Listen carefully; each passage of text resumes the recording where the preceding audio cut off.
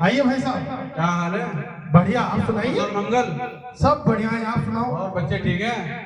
सब आपकी कृपा है भैया। और धंधा कैसा चल रहा है भैया आपका? बस चल रहा है राम जी की कृपा से, बड़ा अच्छा। आइए बैठिए। अरे भाई मुझे कटिंग करानी है और गाड़ी बनवानी है। अरे बिल्कुल, शादी में जाना है। शादी में जाना है, बैठिए। अरे बैठिए भाई साहब, बैठिए। हमारा तो काम यही है। अच्छे से बनाना दाढ़ी। हमारे गांव में एक गब्बर था जिसके गधे की मैंने इतनी अच्छी कटिंग की, इतनी अच्छी कटिंग की। बताइए आपकी कटिंग कैसे करूं? बढ़िया करना, गधे जैसी, चाय जैसी कर दो बस। दाढ़ी बनाओ पहले। दाढ़ी बनाओ, चलिए। कटिंग बाद में होगी। और करनी ऐसी कि मैं शादी में जाना तो कह दे कि हाँ वहां से आए। ठीक है? अरे भाई साहब टेंशन मत लो, एक नंबर बिल्कुल बनाने बढ़िया। ठीक ठीक है।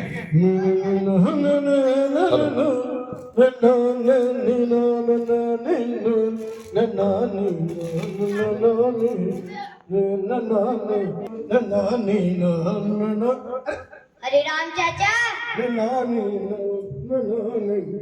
राम चाचा। अरे अरे बेटा आइए, किसके बच्चे हो? बड़े सुंदर हो, आइए इधर आइए। कौन हो? चाचा मुझे बाल कटवाने हैं। अरे बेटा हमारा तो काम यही है, हम नाई जो है हमारा तो काम यही है, किसी की हजामत करना, किसी कटिंग करना, हम तुम्हारी भी करेंगे। चाचा मुझे भी बाल कटवाने हैं। अरे क्यों नहीं बेटा, जरूर। अच्छा बेटा ये बताओ तुम कौन हो, किसके बेटे हो? चाचा मैं भीमा हूँ। भीमा? अरे भीमा कौन? बड़ा ही अच्छा नाम है। चाचा मैं भीम हूँ, सूबेदार रामजी सकपाल का बेटा। अबे रामजी सकपाल, तू तो छूत है, छोटी जात का है, चल निकल यहाँ से। चाचा आप इतना गुस्सा क्यों कर रहे हो? अबे बाल ही तो कटवाने हैं।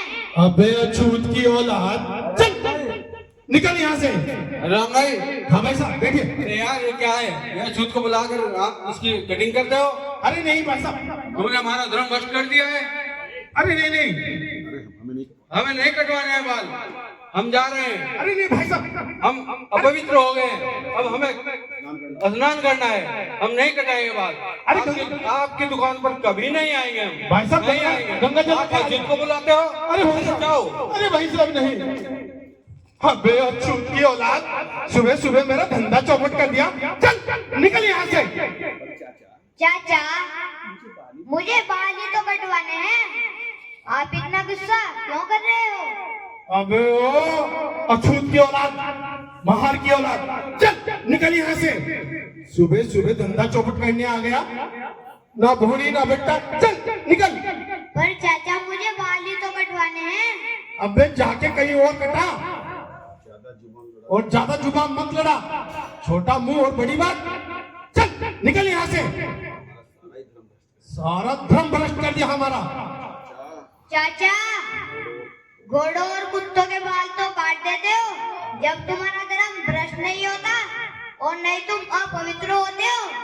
मैं तो फिर भी इंसान हूँ, तुम इंसान होकर दूसरे इंसान से घृणा करते हो, भेदभाव करते हो। ये कैसी इंसानियत है तुम्हारी?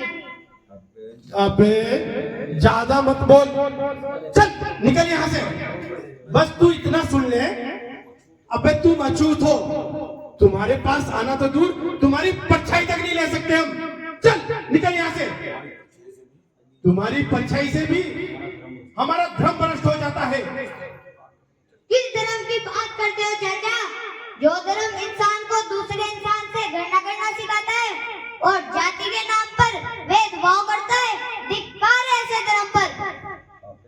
अबे ज्यादा जुबान ना लगा, मैं कहता हूं भाग जा यहां से, वरना बहुत मार पड़ेगी। चल निकल यहां से, भाग। जा रहा हूँ चाचा, जा रहा हूँ, लेकिन एक बात याद रखना, वो दिन आएगा जब मैं धर्म की इस दीवार को तोड़ डालूंगा और इस देश को ऐसा कानून दूंगा जहाँ सबको बराबर का हक होगा। अबे जा, चल छोटा मुंह और बड़ी बात, चल निकल यहां से। हाँ चाचा, देख लेना तुम भी, और ये सारी दुनिया भी देखेगी। मैं एक दिन तुम्हारी और इस देश की तकदीर लिखूंगा। इस देश को पढ़ने का, लिखने का, पूजा पाठ करने का, काम धंधा करने का सबका अधिकार होगा चाचा, सबको बराबर का हक होगा। वो दिन जल्दी आएगा चाचा, जल्दी आएगा। ये मेरी प्रतिज्ञा है, ये मेरी ही प्रतिज्ञा है। जा, चल निकल, मेरा धंधा चौपट कर दिया। जय भीम। ये वास्तव में एक सच्ची घटना है। बाबा साहब अम्बेडकर के बचपन की, छोटे से बालक भीम के दिल पर इस घटना से असर पड़ता है और वो बालक बचपन में ही समझ जाता है कि छुआछूत, जातिवाद के कारण समाज में कितनी समस्याएं हैं। जो नाई घोड़े कुत्तों के बाल भी काट देता है, वो हमारे बाल काटने से भी घबराता है, डरता है, नफरत करता है हमसे। लोग हमें अपनी दुकान पर भी चढ़ने नहीं देते, इतनी घृणा करते हैं। बालक भीम मन में ये प्रतिज्ञा करता है कि मुझे कुछ ऐसा करना है, कुछ ऐसा करना है एक दिन कि जो मेरे समाज को बराबरी का हक मिले। जिस तरह से ये भेदभाव, ये छुआछूत, ये अस्पृश्यता इस समाज में फैली हुई हो, उस समाज से मैं इस बुराई को दूर कर सकूं। और वो बालक प्रतिज्ञा करता है कि मैं एक दिन ऐसा जरूर करूंगा कि इस देश में सबको बराबरी का हक होगा, सबको एक समान अधिकार होगा, सभी पूजा पाठ कर सकेंगे, सभी पढ़ लिख सकेंगे, सबको एक समान काम करने का, काम धंधा करने का अधिकार होगा। और उसी प्रतिज्ञा की बदौलत वो बालक दिल से पढ़ाई करता है, खूब मन लगाकर पढ़ाई करता है और एक दिन इतनी पढ़ाई करता है, इतनी पढ़ाई करता है कि दुनिया में उससे ज्यादा पढ़ा लिखा विद्वान दूसरा कोई नहीं होता है। 32 डिग्रियां लेकर के पूरी दुनिया का सबसे बड़ा विद्वान कहलाता है वो, और बाबा साहब अम्बेडकर के नाम से जाना जाता है। सारी दुनिया उसे बाबा साहब अम्बेडकर के नाम से जानती है। वो भारत रत्न ही नहीं, पूरी दुनिया का रत्न है, वो विश्व रत्न है, सिंबल ऑफ नॉलेज है, वो ज्ञान का प्रतीक है। पूरी दुनिया उसकी विद्वता का, उसके ज्ञान का लोहा मानती है। पूरी दुनिया बाबा साहब की जयंती मनाएगी। तो आज हम भी इसी कड़ी में आपके गांव में बाबा साहब की जयंती मना रहे हैं। तो आइए बाबा साहब के इस जन्मोत्सव को इसी प्रकार से आगे बढ़ाते हैं। और